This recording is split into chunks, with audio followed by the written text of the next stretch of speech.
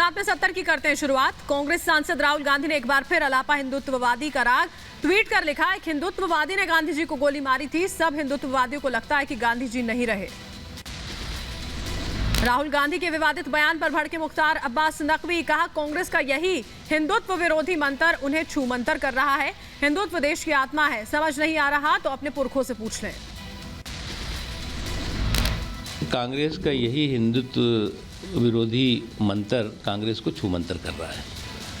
अब जब कांग्रेस का यही हिंदुत्व विरोधी मंत्र कांग्रेस को छूमंतर करेगा तो उसके नेता इसी तरह की बात करेंगे, कभी राष्ट्रवाद पे सवाल उठाएंगे, कभी जो है वो हिंदुत्व पे सवाल उठाएंगे। राहुल गांधी के विवादित बयान पर हमलावर मोड में आई है बीजेपी। सांसद राकेश सिन्हा ने ट्वीट कर साधा निशाना, लिखा बापू के विचारों और सोच की हत्या के लिए नेहरू गांधी परिवार जिम्मेदार।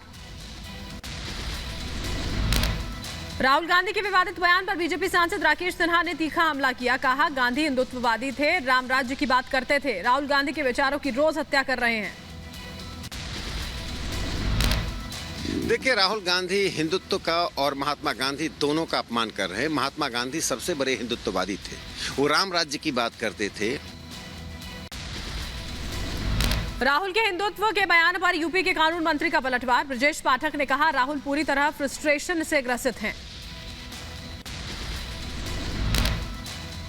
दरअसल राहुल गांधी हों या दूसरे नेता हों, ये पूरी तरह से फ्रस्ट्रेशन का शिकार हैं।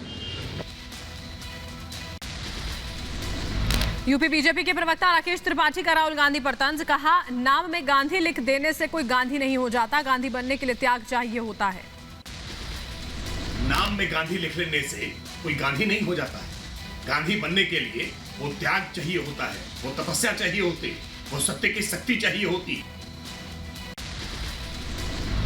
राहुल के हिंदुत्व वाले बयान पर विश्व हिंदू परिषद का तीखा हमला। विनोद बंसल ने ट्वीट कर साधा निशाना, लिखा पिछले चुनावों में फर्जी जनेऊ और गोत्र का ढोंग रचा था, तो अब उसी हिंदुत्व पर हमलावर हुए हैं फर्जी गांधी। राहुल गांधी के बयान पर भड़के निषाद पार्टी के अध्यक्ष संजय निषाद, कहा राहुल गांधी और कांग्रेस को नकारा जा रहा है, उन्हें अपनी आदतें सुधारनी चाहिए, चर्चा में रहने के लिए देते हैं ऐसे वैसे बयान।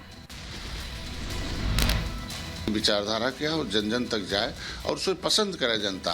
और पसंद अगर नकार रही है जनता तो उन्हें उस चीज़ की चेंजिंग लानी चाहिए कि किन बिंदुओं को लेकर कांग्रेस को लोग नकार रहे हैं। राहुल के ट्वीट पर शिवसेना के नेता संजय राउत का बयान, असली हिंदुत्ववादी जिन्ना को गोली मारता क्योंकि जिन्ना ने की थी पाकिस्तान की मांग। राष्ट्रपति रामनाथ कोविंद ने राष्ट्रपिता महात्मा गांधी को दी श्रद्धांजलि। राष्ट्रपति कोविंद श्रद्धांजलि देने राजघाट पहुंचे।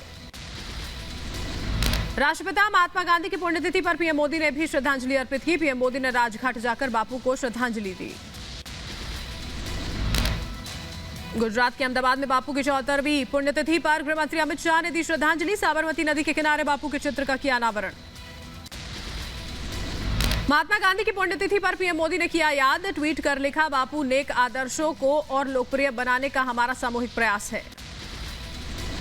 महात्मा गांधी की पुण्यतिथि पर गृहमंत्री अमित शाह ने किया नमन, ट्वीट कर लिखा बापू ने हर भारतीय के मन में स्वदेशी, स्वभाषा, स्वराज की अलख जगाई। बापू की पुण्यतिथि पर रक्षा मंत्री राजनाथ सिंह ने उन्हें याद किया, ट्वीट कर लिखा महात्मा गांधी को मेरा नमन, शहीद दिवस पर स्वतंत्रता सेनानियों को भावभीनी श्रद्धांजलि। यूपी के फिरोजाबाद में जेपी नड्डा ने महात्मा गांधी को नमन किया, बापू की तस्वीर पर किया माल्यार्पण। यूपी के सीएम योगी आदित्यनाथ ने गांधी जी को किया नमन, लखनऊ में बापू की प्रतिमा पर पुष्पांजलि अर्पित की। गांधी जी को पुण्यतिथि पर सीएम योगी ने बापू को नमन किया, कहा बापू के उच्च मानवीय मूल्यों और आदर्शों का अनुसरण करते हुए हम सभी राम राज्य की संकल्पना को साकार करेंगे।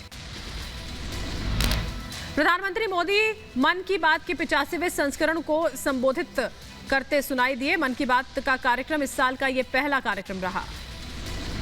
पहले मन की बात संबोधन में प्रधानमंत्री मोदी ने महात्मा गांधी को याद किया, कहा बापू को दी गई शिक्षा को आज याद करने का दिन है। शिक्षा के प्रकाश को जन जन तक पहुंचाने की वही जीवंत भावना भारत में आज भी कायम है। मन की बात कार्यक्रम में पीएम मोदी ने किया बड़ा ऐलान, अब 23 जनवरी यानी नेताजी सुभाष चंद्र बोस की जयंती से शुरू होकर बापू की पुण्यतिथि तक चलेगा गणतंत्र दिवस समारोह। हमारे पूज्य बापू महात्मा गांधी जी की पुण्यतिथि भी है। 30 जनवरी का ये दिन हमें बापू की शिक्षाओं की याद दिलाता है। पीएम मोदी ने देशवासियों से वॉर मेमोरियल जाने का आग्रह किया। कहा, जब भी मौका मिले तो वहां जरूर जाएं। इससे हमारे बच्चों को मिलेगी प्रेरणा, देश का नाम रोशन करने का उत्साह भी जागेगा।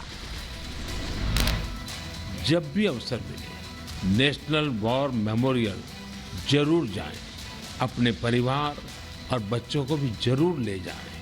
यहाँ आपको एक अलग ऊर्जा और प्रेरणा का अनुभव होगा। मन की बात में पीएम मोदी ने भ्रष्टाचार का जिक्र किया। कहा, भ्रष्टाचार देश को खोखला करता है। कर्तव्य सर्वोपरि होने से भ्रष्टाचार पास नहीं फटकता। यूपी में बीजेपी नेताओं का धुआंधार प्रचार। कासगंज पहुंचे रक्षा मंत्री राजनाथ सिंह, विपक्ष पर जमकर साधा निशाना। कहा, सपा पर भ्रष्टाचार के लगे हैं आरोप। क्या नीचे से लेकर ऊपर तक जितने हैं सब के सब जो कहते होंगे सब निभाते हैं, लेकिन पार्टी का जहां तक प्रश्न है, हमारी सरकार का जहां तक प्रश्न है, जो हम कहते हैं वह करते हैं। अखिलेश यादव ने बीजेपी पर अपराधियों को टिकट देने का लगाया आरोप। सपा अध्यक्ष ने किया दावा, अब तक 99 अपराधियों को उम्मीदवार बना चुकी है बीजेपी। शतक पूरा होने में बस एक बाकी। अखिलेश के अपराधियों को टिकट देने के आरोपों पर बीजेपी का पलटवार। मोहसिन रजा ने कहा, सपा दे रही अपराधियों को टिकट, आधे प्रत्याशी जेल में, बाकी बेल पर। टिकट वितरण में आज भी समाजवादी पार्टी अपराधियों को टिकट दे रही है। उसका प्रमाण यह है कि कुछ जेल में हैं और कुछ बेल पर हैं, और जिनको अभी टिकट दिए गए थे उनको भी कानून के तहत जेल भेजने का काम किया है कानून ने। अखिलेश यादव के आरोपों पर निषाद पार्टी ने साधा निशाना। कहा, कोई भी किसी पर भी दर्ज करा सकता है मुकदमा।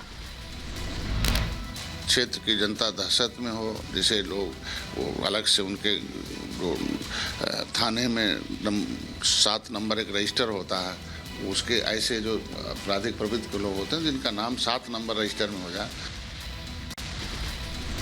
बुलंदशहर दौरे से पहले विपक्ष पर हमलावर हुए मुख्यमंत्री योगी। ट्वीट कर पिछली सरकारों पर साधा निशाना। लिखा, पहले बुलंदशहर का किसान सम्मान और सुविधा से वंचित था, बीजेपी ने बढ़ाया मान। बुलंदशहर में बन रहे मेडिकल कॉलेज का भी सीएम योगी ने जिक्र किया। लिखा, अब मेडिकल शिक्षा के लिए छात्रों को नहीं करना पड़ेगा पलायन। गंगा एक्सप्रेसवे लिखेगा विकास की नई गाथा। अखिलेश यादव के अन्न की पोटली वाले ऐलान पर केशव प्रसाद मौर्य का वार। शाराना अंदाज में ट्वीट कर लिखा, टोपी और पोटली 10 मार्च को होगी जेब में और अखिलेश यादव विदेश में।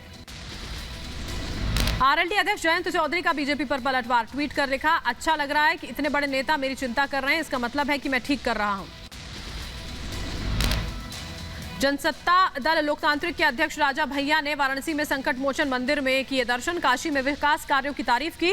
कहा, पहले की काशी और अब की काशी में बहुत फर्क। यूपी के संभल में वोट मांगने गए सपा प्रत्याशी को झेलना पड़ा विरोध। मूलभूत सुविधाएं नहीं मिलने से लोग नाराज। यूपी के अंबेडकर नगर में सपा प्रत्याशी के खिलाफ मुस्लिम समाज में आक्रोश। अखिलेश यादव मुर्दाबाद करते हुए सपा का झंडा जलाया गया। मध्य प्रदेश के भिंड में घटिया निर्माण पर बिफरे विधायक संजीव सिंह कुशवाहा और वोटर लाइन कार्य में अनियमितता को लेकर ठेकेदार को सुनाई खरी खरी।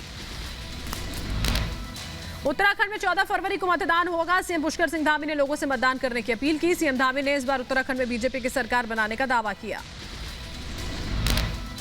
लोग एक बार फिर से यहाँ पर भाजपा की सरकार चाहते हैं, ऐसी सरकार चाहते हैं जो मोदी जी की सरकार के साथ चले। पंजाब विधानसभा में केजरीवाल का नया दावा। बोले, सरकार बनने पर सरकारी दफ्तरों से हटेंगी नेताओं की फोटो। बाबा अंबेडकर और शहीद भगत सिंह को दिया जाएगा सम्मान।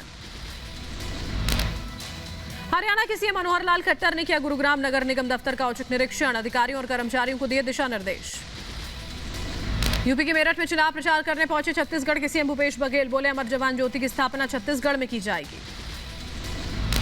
करोड़ों करोड़ों लोगों की भावनाओं को आहत की गई, और वो लोग जो शहादत की कीमत नहीं जानते, जिन्होंने आज़ादी की लड़ाई कभी लड़ी नहीं, वो उसकी कीमत नहीं जानते।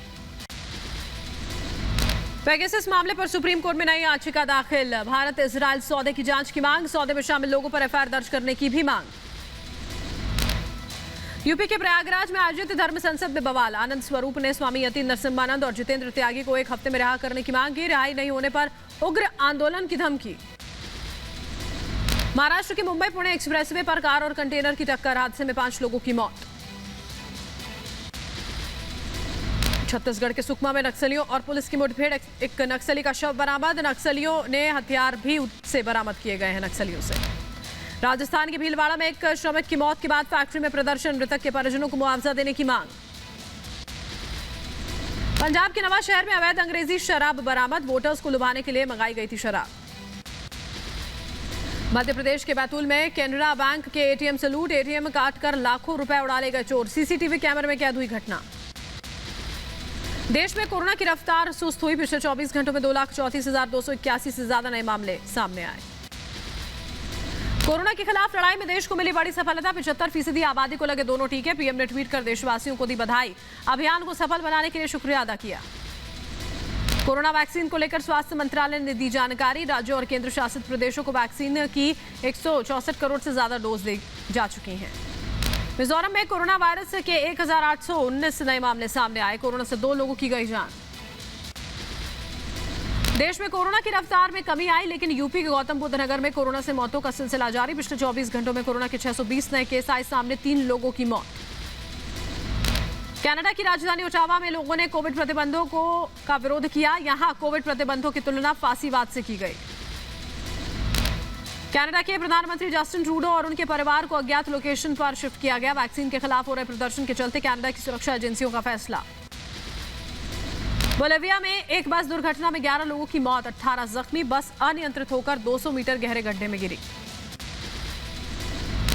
रूस यूक्रेन के बीच युद्ध के खतरे को देखते हुए रूस ने बेलारूस में भेजे सैन्य वाहन, रूस और बेलारूस ने किया संयुक्त प्रशिक्षण अभ्यास।